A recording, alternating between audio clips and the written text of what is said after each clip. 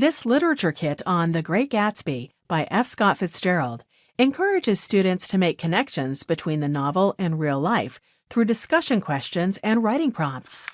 55 pages chock full of a variety of scaffolding strategies incorporated in our Before You Read worksheets for each chapter section, along with vocabulary prompts to prepare your students for the reading, with rubrics, teacher guide, and author biography.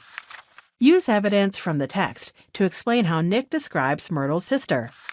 Research the real-life scandal of the 1919 World Series touched on in the novel, and explain the social and cultural impacts this event had in the United States. Complete sentences from the story with their missing vocabulary words. 6 additional writing tasks follow.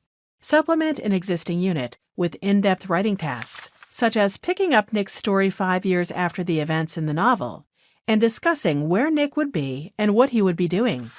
A word search puzzle and comprehension quiz ends the unit. The easy marking answer key works by lining up perfectly with the matching question pages.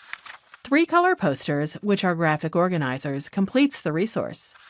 Make connections between characters in the novel on a tree graphic organizer. Visit our website to see more novel study guides just like it.